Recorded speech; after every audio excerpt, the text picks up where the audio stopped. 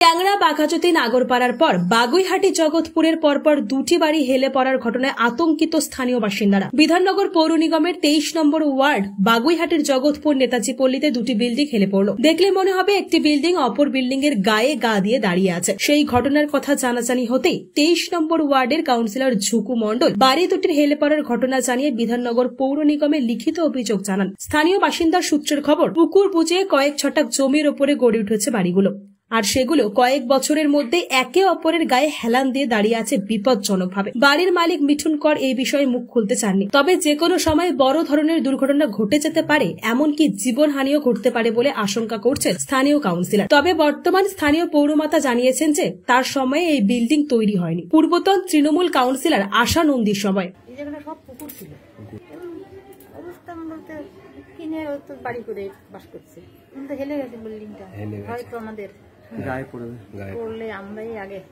আমাদের আগে যাবে।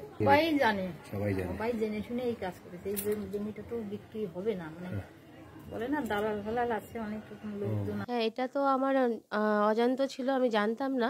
তো যখন খবর পেয়েছি আমি আমার জায়গা থেকে আমি সেই পুরোপুরি কর্পোরেশনে চিঠি করা, আমার লোক পাঠানো হয়েছে ওখানে ওরা সব ঠিকানা নিয়ে কর্পোরেশনে চিঠি করছি। ইমিডিয়েট কাজ আমি বলবো কর্পোরেশনকে, মেয়রের কাছে বা আমাদের কমিশনারকে ইমিডিয়েট একটা পদক্ষেপ নিয়ে যাতে কাজটা ঠিক করা যায়।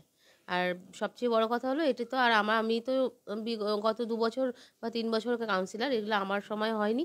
আমি সাধারণ মানুষের সঙ্গে সবসময় পাশে আছি, মানুষের বিপদে সবসময় আমি তাদের পাশে আছি। আমি দেখবো যাতে এই বিপদটা থেকে এড়িয়ে কিভাবে ঠিক। এটা হলো তৃণমূলের বাংলা, এগিয়ে বাংলা।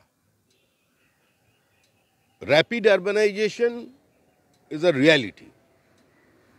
এখানে বাসস্থানের প্রয়োজন আছে, কিন্তু কলকাতার উপকণ্ঠে দমদম, পানিহাটি, কামারহাটি, বরানগর 5 তলা বাড়ি যেখানে হয় না সেখানে 8 তলা বাড়ির পারমিশন দিচ্ছে। সমস্ত জায়গায় কাউন্সিলরদের রফা। এক একজন ইঞ্জিনিয়ারের খালি রোজগার দেখুন কিভাবে লুট চলেছে। এ তো যে কোনো দিন কোনো ভূমিকম্প হলে সর্বনাশ হয়ে যাবে। বোর করে নিচের থেকে জল তুলছে, জলস্তর নামছে, বহু ধরনের সমস্যা তৈরি করেছে।